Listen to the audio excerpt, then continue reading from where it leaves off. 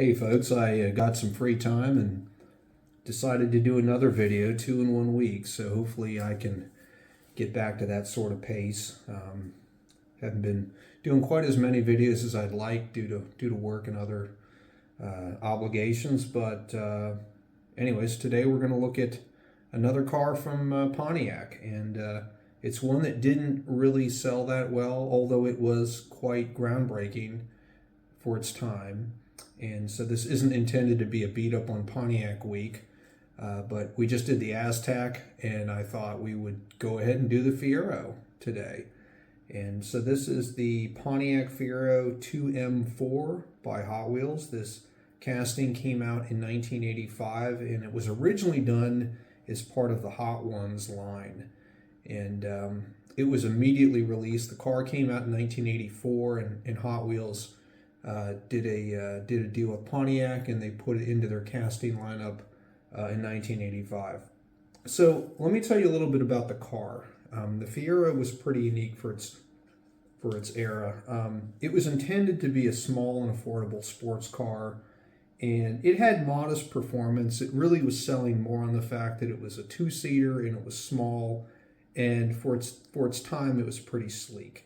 Now, Fiero in Spanish means bold or brave. It can actually convey a bunch of different meanings, but basically bold and brave are the two that are most apt.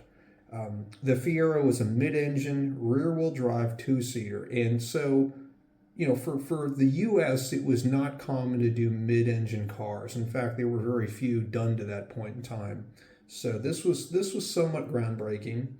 They used mid-engine layout for a couple of reasons. One, it allowed the front end to be sloped more aerodynamically, and as well, the mid-engine layout created better balance for the car, and that helped with things like handling.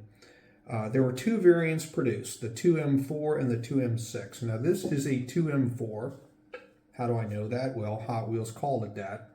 The 2M4 used a 2.5-liter four-cylinder. It was the GM Classic Iron Duke motor, which came out, I think, in the Vega in the 70s. So they had used it before, and that four-cylinder was mated to either a manual or an automatic transmission. The automatic was 3-speed. I think there was a 4 or 5-speed option with the manual gearbox. And the 2M6 used a 2.8-liter V6. So the acronym 2M4 basically stood for two-seater, mid-engine, four-cylinder. So 2M, mid-engine, four-cylinder. And the engine in this lightweight car gave outstanding fuel economy. In the 80s, fuel economy was still a thing. I mean, we'd come out of the fuel crunch of the 70s, so miles per gallon mattered, and it sold. And so around town, this car actually got 31 miles per gallon. And on the open road, it got close to 50, which was outstanding. The only downside of that was the performance sucked. I mean, the four-cylinder made 92 horsepower, and it took 10.7 seconds for the car to reach 60 miles an hour. And that's not good for a small car that weighed only, I think it was like 2,580 pounds or under 2,600 pounds. I don't have the 0 to 60 on the V6. I think it was somewhere in the 9-second range. It didn't make a whole lot more horsepower. It made I think 130 or somewhere around there. So these weren't powerful cars, but they were stylish and they were affordable. So, if you couldn't buy yourself into a Corvette or an IROC Z28, this was a car that, still had styling and was sporty, and it handled pretty well for that period. And you could get into something kind of sleek. Now, about the casting, as I said, this car came out in 1985 as one of the Hot Ones. They did a lot of different versions of this, mostly mainlines. They didn't do a lot of special editions. One that is worth noting is in 2013, they did a Ferris Bueller edition. And if you've ever seen that movie, his sister, I think her name was Janie, she drove a white Fiero. So Hot Wheels did a version of that. I don't have one. I don't think I've ever even seen one. If I did see one on the peg, I didn't buy it. I wish I had. It would actually be a neat one to have, and maybe if I find one on eBay that's reasonably priced, I'll get it. This casting here is from 1996. It is a mainline. They had two versions that year that were identical, and all of them were yellow. The only difference was the wheels. One used 5SPs, and the other, which you see here, used LW coated wheels. LW stands for lace wheel, and as you can tell, it's just basically a fine spoke rim.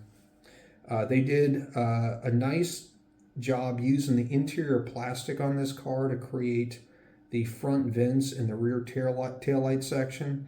As well, there's a lower vent section on the back that is formed from the metal base, and this did have a Zamac base, which is really nice. I mean, this is from an era where they had not completely gone to plastic.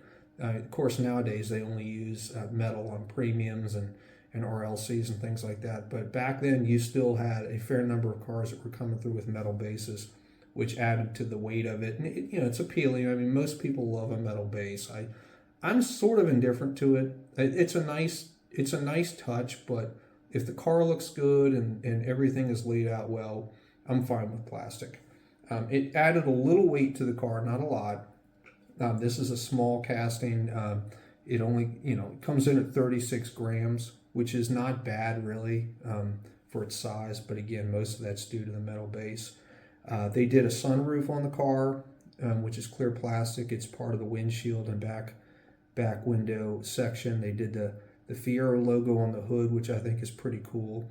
What I don't know or don't understand is they did the Hot Wheels logo that you see right there on the driver or the passenger side, and on the driver's side they just did a black insert on what would be the kind of the indentation or body molding. So I don't know why they did that. It's kind of rare for Hot Wheels to do different logoing on two sides of the car, but they did in this one, and I didn't even notice it really until I pulled this thing out of my display case. So that's about it. We will go ahead and do a roll test and see how it performs. All right, we'll send it down the track. As always, I'm going to spin the wheels a few times. Like so many of the cars I've done, I've not tested this thing on the track, so not sure how it'll do. One thing I should call out is that just because it has a metal base doesn't mean it's going to roll good. It does add a little weight, but that doesn't often translate into a great number here on the track. All right, 3. Pulls to the right, there's a lot of wheel shake. These wheels actually have a lot of play in them side to side as well, so I think that's probably hurting it. All right, a little past 3. And one more.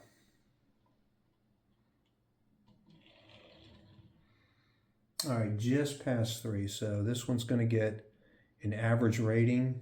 It's not bad. Not great, but it does okay. So that's it for today. Please be sure to like, share, and subscribe, and we'll do this again soon. Thank you.